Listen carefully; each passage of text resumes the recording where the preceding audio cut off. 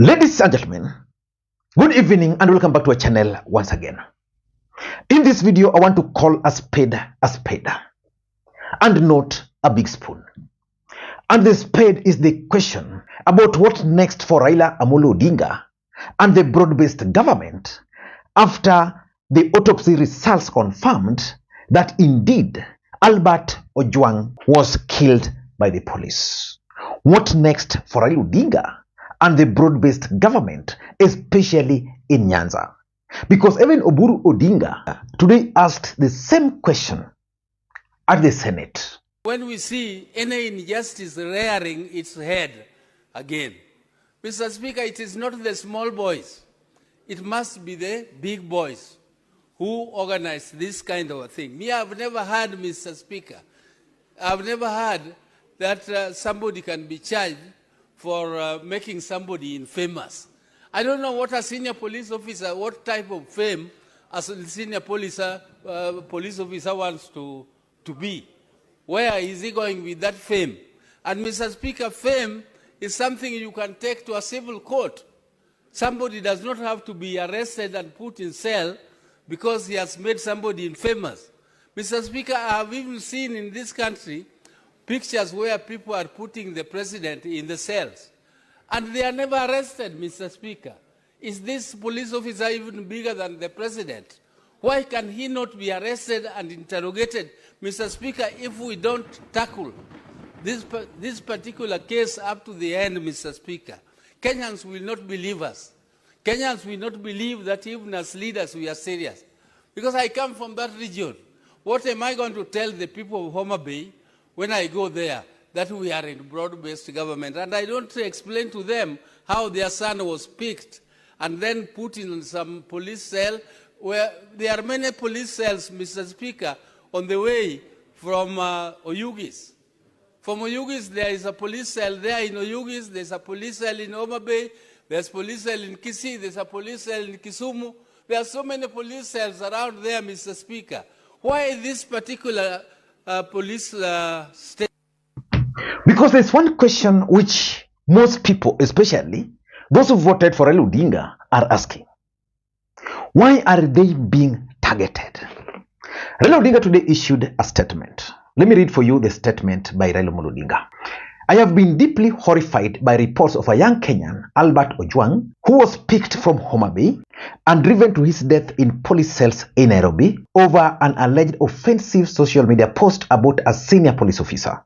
So far, nobody knows who gave the orders for Mr. Ojwang to be arrested and ferried all the way to Nairobi, and yet that person should be answering to Kenyans. Mr. Ojwang now joins the horrifying long list of young and defenseless Kenyans whose lives have been taken too soon in brutal and senseless circumstances at the hands of the police. While these deaths cause tremendous pain to individuals and their families, they seriously erode the authority and credibility of the police and the state, and that is a significant step towards chaos and collapse. When citizens can no longer tell the difference between the two forms of injustices, that is the police injustice and mob injustice, we are staring at the reality.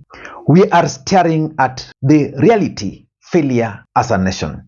A speedy, that's what it's calling for, a speedy and credible closure to these latest incidents of injustice in the hands of the police, alongside the many others that we have been pursuing since 2023, is not an option. So Raila is saying it's not an option. The National Police Service must commit to and take concrete actions to hold their own accountable, beginning with this senseless death of Albert Ojwang, Raila Odinga. But the biggest question is, what next?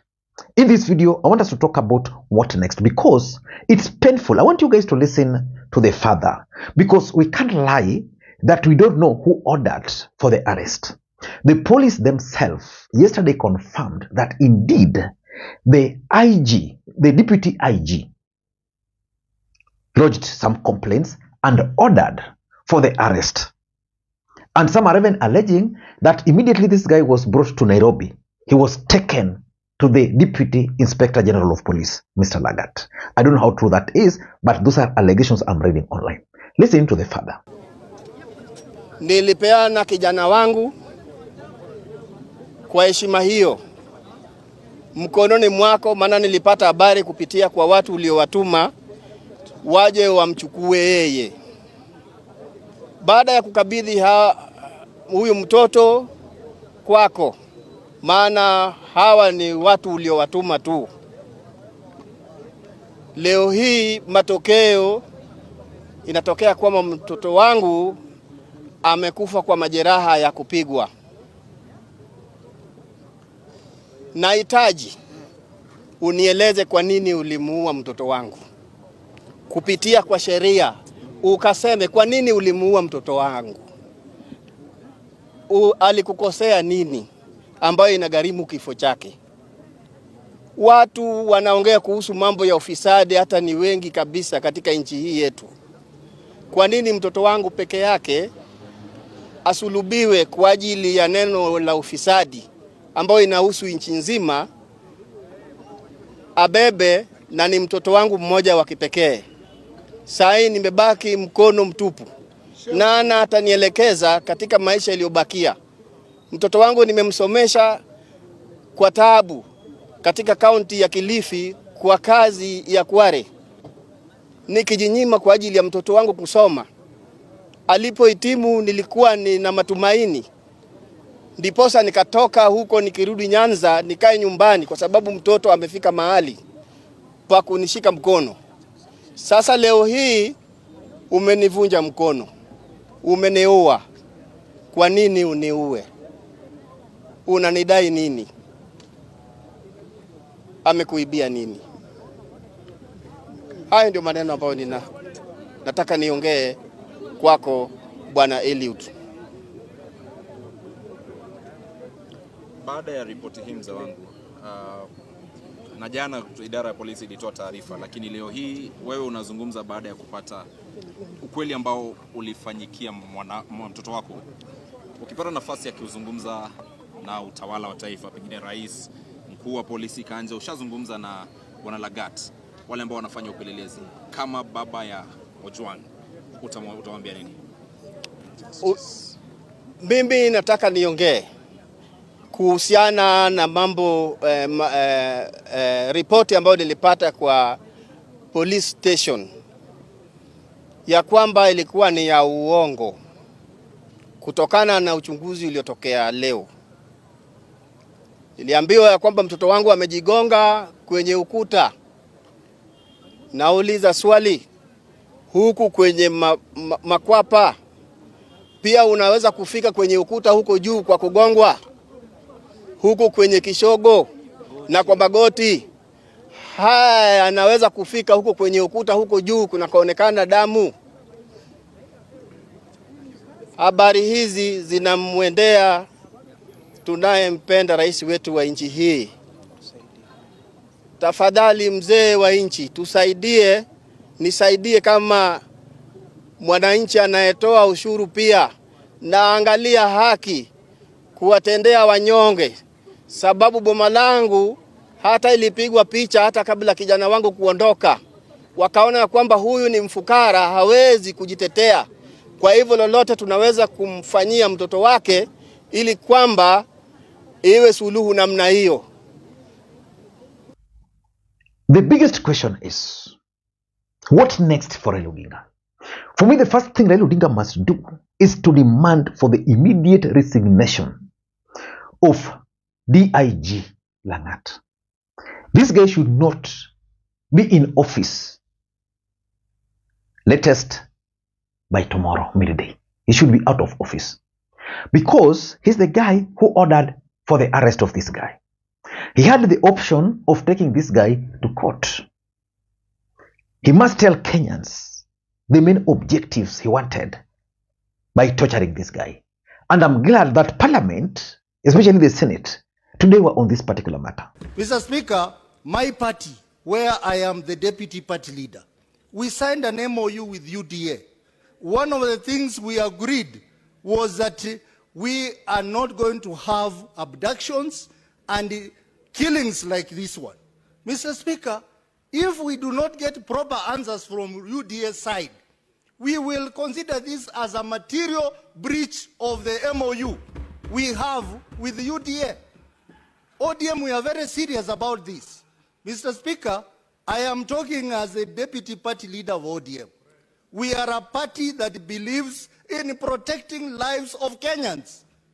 And therefore, we want to see action from the UDA government on the issue of the Deputy Director General of Police. By now, he should not be in the office because this young man was arrested because he had posted something against the DIG. Why is the DIG still in office? Why are you going for junior police officers, terminating their services, and their bosses are still there enjoying lunch and breakfast as our young man is decaying in the morgue? Mr. Speaker, my brother Senator Mtata has called for the formation of. I'm very emotional, Mr. Speaker. You'll forgive me. He has called for a commission of inquiry on the death of a young man when it is a matter of public understanding that there is somebody who has been alleged to have reported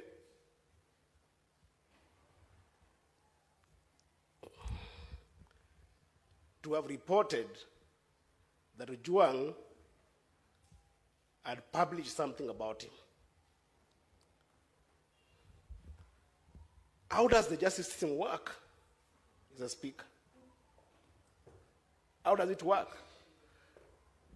Senator, Can it be... Senator Eddy, what is this information that you'd wish to share to aid Senator Mtata's contribution? What I want to share with Senator Mtata is there is a serious person who works in the police rank who had an issue with this young man, and there's nothing to inquire about him. At the very least, let the young people in Kenya see that at least this person is behind bars, or at least has written a statement for which can form a basis for any kind of inquiry. There is nothing to inquire about a DIG who had an issue with this young person, Mr. Speaker. What is there to inquire? Senator, and is the one who sent for him, Mr. Speaker. What is there to inquire? Senator Eddy, I'm asking that this matter be escalated to a level whereby we must bring fear in government for government to respect human life. Mr. Speaker, it is not enough to ask that the Deputy Inspector General resigns. We want the same speed which we saw when our colleague was killed last month. When arrests were made, we want Mr. Eliud Lagat to be arrested so that he can write a statement from a police station for it to be clearer to him that he has a responsibility. Mr. Speaker, the police officers who went to Migori and brought this boy from home to Nairobi so that Lagat could see him when they are slapping him around should equally be arrested. Why are they walking free? As far as I'm concerned, seeing the shape of that face, the guy could not possibly, would have wanted to hit the wall using the front of his head. It is only Parliament, Mr. Speaker, which can bring this to an end. We must protect our children. Members of Parliament in the National Assembly and here, that boy who is lying there is not in any way different from our own children. And it is this Parliament that will bring this to an end. The second thing Raila Odinga must force William Ruto to do is to produce a list of all the officers who went to Omabay and picked Lagat, and how long it took them from Omabay to Nairobi, because that's going to help solve a lot of questions. from Homa Bay to Nairobi takes 5 hours. How long do they take? I want you guys to listen to this particular clip here. First, there's an issue here. Where is Homa Bay and why was he moved from Homa Bay to Nairobi? So Ojwang was arrested at Kakot village in Homa Bay. So the first point where he was moved from now his village was where? Mawego police station in Homa Bay. That was the first place where he went, all right? Or rather, they took him. They transported him over 385 kilometers to Nairobi. Now, if you calculate how many hours will it take if you're driving, let's say, at a speed of 100 kilometers per hour from Homa Bay to Nairobi, you're looking at roughly, with traffic and any other issues, you're roughly looking at 5 hours. Yes. So at what point was he brought to Central when all this was happening? This was around 9 p.m. So we've got a couple of hours which you can honestly not account for. Logically speaking, you cannot account for.